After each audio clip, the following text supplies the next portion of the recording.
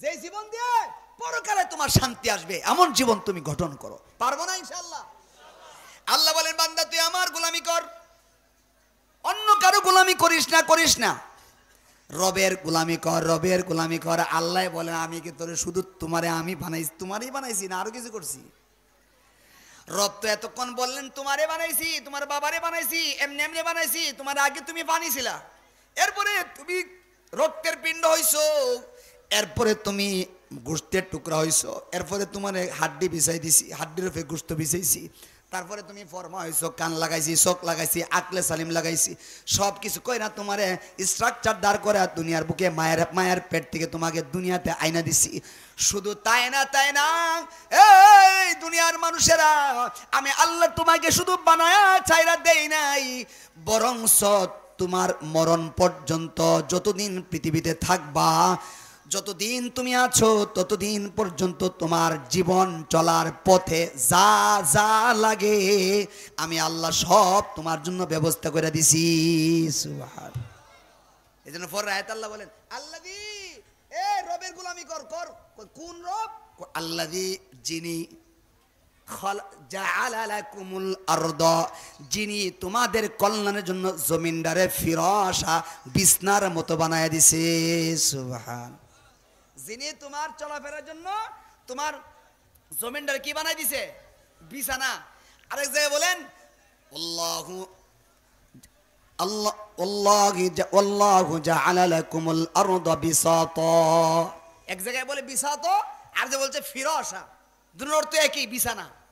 বিছানা বানাই দিছি তোমরা জমিনটারে। শুধু কি তাই, আমি রব হিসাবে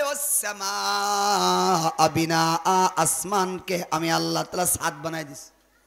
কি বানাই দিছি? ছাদ। কেমন ছাদ? আটলে খুঁটি লাগিনি গায়। আপনারা দেখছেন নিট ইসলাম। সুদ খাওয়া কি বলেন? যারা সুদ খায়, সারা আসমানের ফেরেশতা যদি বলে সে ভালো ছিল, তার এই ভালো দিয়া তার হাসরের ময়দানে পার পাবে না। সুদ আসাদুল হারাম, যত হারাম আছে এর মধ্যে কঠিনতর হারাম হলো সুদের হারাম।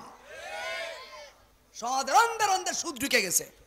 আর যেগুলি যে সমস্ত লোকেরা, যে সমস্ত সরদার মহোদয়গণ আপনারা সমাজ পরিচালনা করেন, আপনারা সুদের বিরুদ্ধে কথা বলেন না, সুদখোরদের সাথে আপনাদের চলাফেরা, এই জন্য সমাজের ভিতরে সুদ ঢুকতেছে। আপনারাও হাসরের ময়দানে জবাব দিতে হবে। হাসরের ময়দানে আপনারাও জবাব দিতে হবে। একটা গ্রামে যদি কোনো খাওয়ান হয়, যে 10টা লোকের বাচ্চা বাচ্চা দাওয়াত দে, মুরব্বী, এরাই মুরব্বী, ঠিক কিনা বলেন?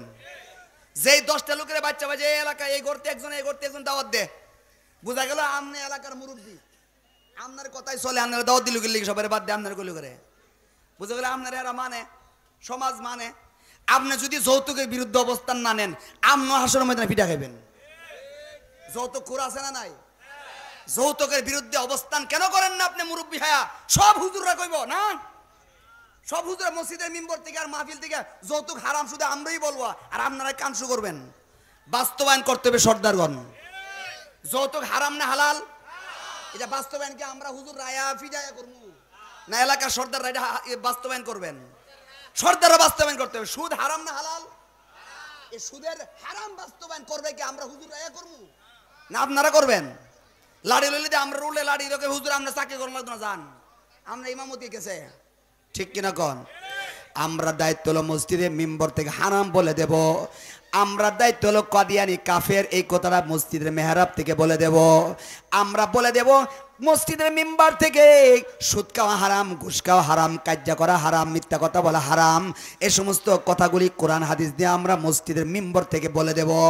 আর এই বলে দেওয়া হারামগুলিকে সমাজ থেকে দূর করার দায়িত্ব হলো এলাকার মাতব্বর আর সর্দারদের। আর নয় হাসরের ময়দানে আমরা আল্লাহর কাছে বলবো, আল্লাহ হারামটাকে হারাম বলছিলাম, আমার যতটুকু দায়িত্ব ছিল আমি বলে দিয়ে গেছি, কিন্তু তারা বাস্তবায়ন করে নাই। হুজুর এটা করেন মা বাবার কথা শুনে না, আরে মা সন্তান না, মা বাবার কথা শুনে না এলাকার। জামাই বউ কার্য করে এইটা ওয়াজ করন লাগে আমরা, ঠিক কিনা? জামাই বউ ঘরে কার্য করে এইটাও আমরা ওয়াজ করে ওনার লাগে মসজিদের ভিতরে। কার্য করেন না, কার্য করেন না, স্বামী স্ত্রীর সাথে ভালো আচরণ করেন। কেরে আপনারা সর্দাররা কিচ্ছু করতেন না, সব আমরা দিয়ে কইবেন। না ভাই, আপনারা সমাজের যারা মুরব্বী আছেন দায়িত্ব নেন। দায়িত্ব নিলে সমাজে কেউ যৌতুক চাইতে পারবে না। যদি 10 জন মানুষ, যদি 10 জন মুরব্বী যদি সমাজের নেতৃত্ব দেনেওয়ালা যদি দাঁড়ায় যান আর সবাই কিনে বলেন আমাদের মধ্যনগরের কোনো ছেলেকে বিবাহ করাইবার সময় যৌতুক আনা যাবে না, যৌতুক আনা যাবে না, যদি যৌতুক আনো তোমার ছেলের বিয়ায় আমরা যাব না, এমনভাবে যদি অবস্থান নেওয়া যায় ইনশাআল্লাহ মধ্যনগর থেকে যৌতুক হারামের বাস্তবায়ন শুরু হবে। ঠিক কিনা? আপনারা হারামটারে বাস্তবায়ন করে দেন, হারাম বুঝায় দেন এটা হারাম। কষ্ট পাইলেন না? আবার হুজুরে আনছিলাম কি কথা কইতো আমরা রে। আমার ভাইরা শুনেন, এ যুবক ভাইরা তোমাদেরকে বলি, যুবক ভাই ফিরে আসো, ফিরে আসো, রবের কাছে ফিরে আসো। রব ছাড়া তোমার কেউ নাই, কেউ নাই, কেউ নাই, কেউ নাই। কার সাথে তুমি চলো? তুমি তোমার জীবনটাকে এমন ছেলের সাথে চলাফেরা করাইও না যার সাথে চললে তোমার মুখের মধ্যে সিগারেট আওয়ার সম্ভাবনা আছে। এই ছেলেটার সাথে তুমি চললো না যার সাথে চলার কারণে তোমার মুখের মধ্যে ইয়াবার ট্যাবলেট আসতে পারে, এমন ছেলের সাথে তুমি চললো না, আল্লাহর রাস্তায় চললো না। সামাজিকতা বজায় রাখো, হৃদ্যতার সঙ্গে তার সাথে চললো না। এমন ছেলের সাথে চলা যাবে না যার সাথে চললে আমার আদর্শ নষ্ট হয়ে যাবে, চলা যাবে না, নিষেধ। যুবক ভাইরাদেরকে বলি, এ মুরব্বী বাবাদেরকে বলি, কবি নজরুলের সেই কথা, যেদিন তুমি এসেছিলে ভবে কেঁদেছিলে তুমি, হেসেছিল সবে, এমন জীবন করো হে গঠন, মরিলে হাসিবে তুমি, কাঁদিবে ভুবন। যেদিন তুমি এসেছিলে, ভব মানে পৃথিবী, যেদিন তুমি এসেছিলে ভবে কেঁদেছিলে তুমি, হুয়া হুয়া করে কাঁদছিলা। তোমারে পায়া তোমার আম্মাও খুশি, তোমার আব্বাও খুশি, তোমারে পায়া তোমার দাদা দাদিও খুশি, মিষ্টি খায়া খুশি, আকিকা করে খুশি।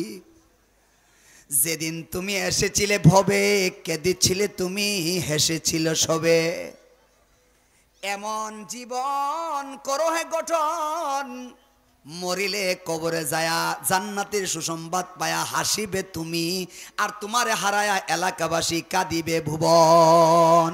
সবাই তোমার জন্য চোখের পানি ফেলাবে আর বলবে হায় হায় আমাদের এলাকার একটা সোনার মানুষ চলে গেছে। তোমাকে হারায়া সবার চোখের পানি ফেলাবে আর তুমি কবরে যায়া হাসি খুশিতে কবরে থাকবা।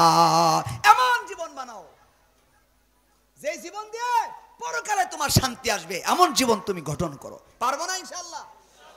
আল্লাহ বলেন বান্দা তুই আমার গোলামি কর, অন্য কারো গোলামি করিস না, করিস না, রবের গোলামি কর, রবের গোলামি কর। আল্লাহ বলেন আমি কি তোরে শুধু তোমারে আমি বানাইছি, তোমারই বানাইছি না আরো কিছু করছি?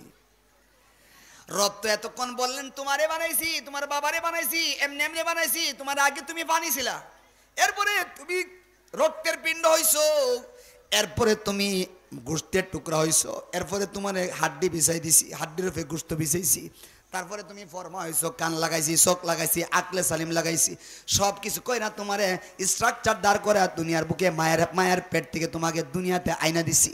শুধু তাই না, তাই না, এই দুনিয়ার মানুষেরা আমি আল্লাহ তোমাকে শুধু বানায়া চাইরা দেই নাই, বরংস তোমার মরণ পর্যন্ত যতদিন পৃথিবীতে থাকবা, যতদিন তুমি আছো ততদিন পর্যন্ত তোমার জীবন চলার পথে যা যা লাগে আমি আল্লাহ সব তোমার জন্য ব্যবস্থা করে দিছি। সুবহান।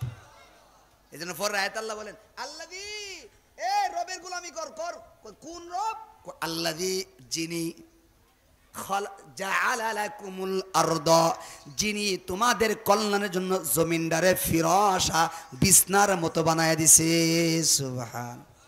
যিনি তোমার চলাফেরার জন্য তোমার জমিনটারে কি বানাই দিছে? বিছানা। আরেক জায়গায় বলেন আল্লাহু আল্লাহু জাআলা লাকুমুল আরদা বিসাতা। এক জায়গায় বলে বিসাতা, আর যে বলছে ফিরাশা, দুটোর অর্থ একই, বিছানা। বিছানা বানাই দিছি তোমরা জমিনটারে।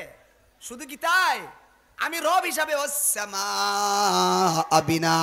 আসমানকে আমি আল্লাহ তাআলা ছাদ বানাই দিছি। কি বানাই দিছি? ছাদ কেমন ছাদ? আটলে খুঁটি লাগিনি গায়। এই যে ঘর বাড়ি বানাইতেছেন, খুঁটি মুটি পড়ছে কোথাও?